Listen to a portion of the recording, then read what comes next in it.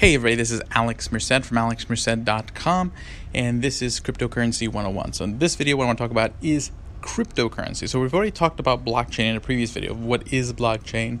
What kind of problems does the blockchain technology address? But what is cryptocurrency, and what problems does cryptocurrency address? One problem it addresses, which I've already discussed in the Blockchain 101, is that it creates an incentive for people to verify transactions on a blockchain. It creates an incentive for that decentralized network to exist. But it does other things. By having a token that could be a token of value, it allows people to exchange through these decentralized networks.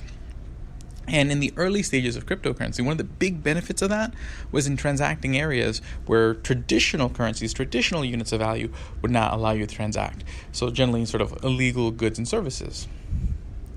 But it provides you much more benefits than that. It provides you the ability to transact with places you couldn't transact before. So large parts of Africa were able to transact in cryptocurrencies and basically develop banking services and online businesses where they couldn't before because they didn't have access to traditional banking services because the banking infrastructure wasn't there as it was before, using things like Bitcoin, Litecoin, and other cryptocurrencies.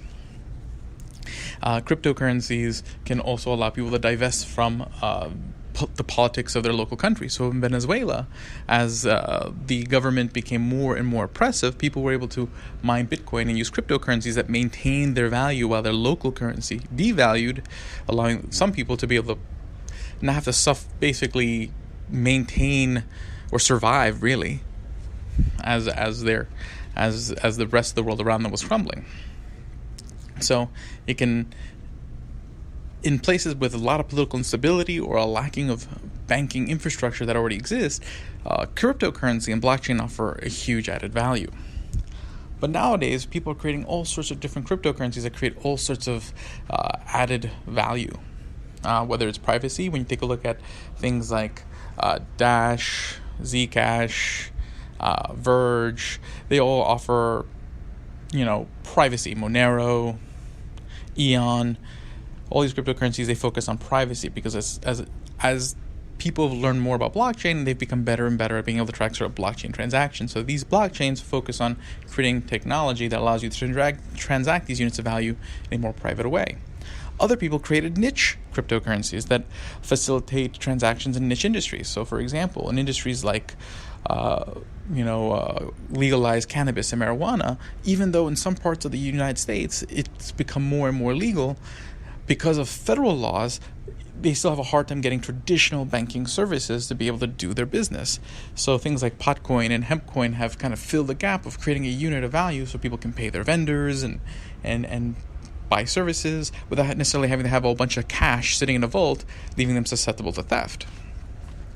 So there's all sorts of applications for the concept of a cryptocurrency. It's not the only use of sort of digital tokens on a ledger. So again, blockchain is just the technology of a ledger that's maintained in a decentralized network. Cryptocurrency is sort of a token or a unit of value in that ledger that can be used for exchange.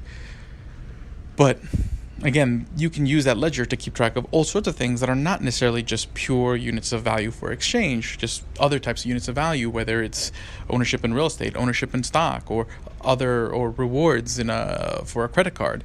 So there's a lot of other things you can do in that ledger, which opens up lots of models, because beyond the original sort of cryptocurrencies, Bitcoin, Litecoin, things like Ethereum and EOS and Waves have been developed where they allow you to do much more than have a single unit of value, that single cryptocurrency, Bitcoin or Litecoin.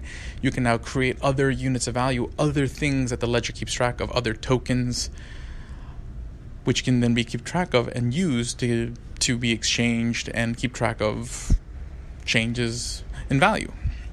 So in the next video, I'll talk more about tokens and sort of the models that opens up. But with cryptocurrency, again, it just allows us to fill in gaps where maybe local banking, local political stability is making money a sorely needed or in-demand commodity, or in markets where basically there are gray lines legally, making it difficult to procure banking services, providing an avenue for commerce to continue. So this way, free markets can exist regardless of what's going on politically, because there are avenues for transacting and engaging in commerce, which is a very powerful idea. So I'll talk to you guys later. This is Alex Merced from alexmerced.com.